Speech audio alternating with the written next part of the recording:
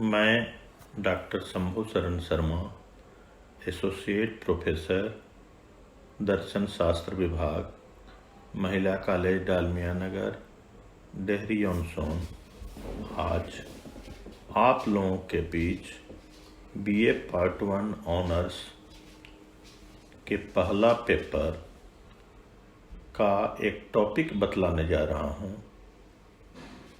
इसका शीर्षक है बौद्ध दर्शन में वर्णित तृतीय आर्य सत्य। बुद्ध ने तृतीय आर्य सत्य के अंतर्गत निर्वाण की चर्चा की है। निर्वाण की सही एवं सटीक परिभाषा देना संभव नहीं है, क्योंकि यह एक चरम अनुभूति है जहाँ सभी प्रकार के दुखों का अंत हो जाता है। नागसेन ने कहा है कि निर्वाण हिमालय से भी ऊंचा, समुद्र से भी गहरा और शहद से भी मीठा होता है। निर्वाण की इससे अच्छी परिभाषा नहीं दी जा सकती। वास्तव में यह निर्वाण की परिभाषा नहीं है, बल्कि निर्वाण को उपमाओं द्वारा समझने का एक प्रयास है। बौद्ध दर्शन के दो संप्रदाय हैं, हीनयान और महायान। हीनयान के अनुसार निर्वाण दुख का पूर्ण विनाश है। पाली भाषा में निर्वाण के लिए निब्बान शब्द का प्रयोग होता है। इस शब्द का अर्थ बुझ जाना है। जिस प्रकार दीपक में तेल नहीं रहने पर दीपक बुझ जाता है, उसी प्रकार मानव जीवन में अविद्या के नहीं रहने से पूर्ण शांति आ जाती है। यह शांति ही निर्वाण है। वान का अर्थ तृष्णा होता है, अतः तृष्णा का नहीं होना ही निर्वाण है। इस प्रकार निर्वाण के दो अर्थ होते हैं, निषेधात्मक और भावात्मक।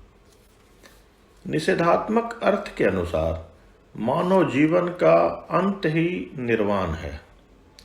निर्वाण की यह परिभाषा न्याय वैशेषिक दर्शन के मोक्ष के समान है, लेकिन हीनयान संप्रदाय के इस निषेधात्मक अर्थ को स्वीकार लेने का मतलब है कि निर्वाण प्राप्ति के बाद बुद्ध के जीवन का अंत।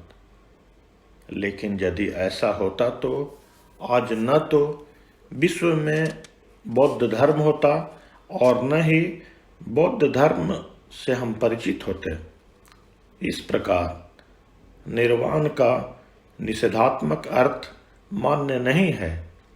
यही कारण है कि महायान संप्रदाय ने निर्वाण के भावात्मक अर्थ को स्वीकार किया है। निर्वाण का भावात्मक अर्थ है मनुष्य में निहित विकारों जैसे राग, द्वेष, तृष्णा, लोभ आदि का अंत। इन विकारों के कारण ही मनुष्य सांसारिक वस्तुओं एवं व्यक्तियों के प्रति आसक्त होता है। वह प्रेम करता है तो वियोग भी सहता है। प्रेम का आनंद वियोग का कष्ट देता है। इसलिए इन विकारों के अंत होने से मनुष्य निर्मल और शांत हो जाता है।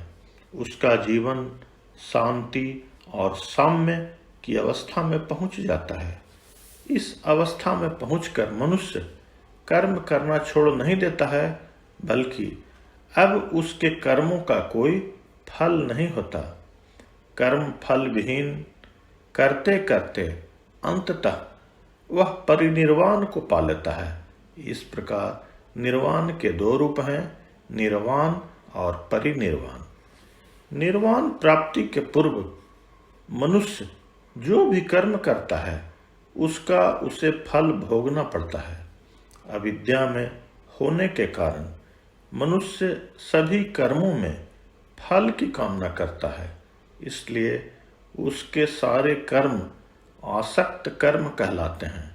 यह कर्म अंकुरित बीज के समान पौधा करने वाला होता है, परंतु निर्वाण प्राप्त करने के पश्चात किए जाने वाले कर्म अनासक्त होता है। यह कर्म भुने हुए बीज के समान होता है, जिसमें पौधा पैदा करने की शक्ति नहीं होती। अतः अनासक्त कर्म फल पैदा नहीं करता है। फलतः मनुष्य अविद्या से पूर्णतः मुक्त हो जाता है और वह परिनिर्वाण को प्राप्त करता है। बुद्ध ने निर्वाण पाने के बाद 45 वर्षों तक अनासक्त कर्म किया और परिनिर्वाण की प्राप्ति की। निर्वाण प्राप्त करने के बाद जो सबसे बड़ा लाभ है वह कर्म फल का नहीं होना, और इसलिए पुनर्जन्म से मुक्ति, पुनर्जन्म के नहीं होने से दुख का भी अभाव हो जाता है। दूसरा लाभ है जीवन में पूर्ण शांति और साम्य। आज संपूर्ण विश्व में इसकी आवश्यकता है।